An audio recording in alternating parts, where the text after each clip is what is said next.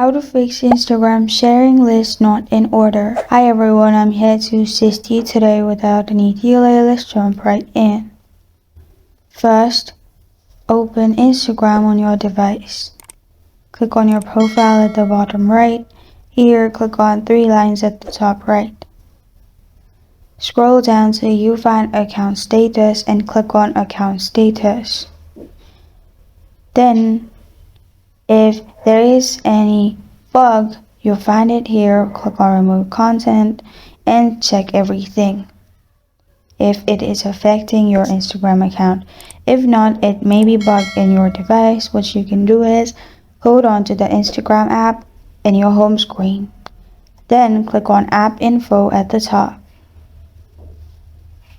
After that, click on storage and cache. Click on it. Then click on clear cache. Press on clear storage if you want to log in. If not, simply go back and open your Instagram and your issue will be fixed. This is how to fix Instagram sharing list not in order. Thank you for joining me today. If this video helps you out, please leave a like and subscribe for more. Got a question or want to suggest a topic, comment below. Thank you for watching.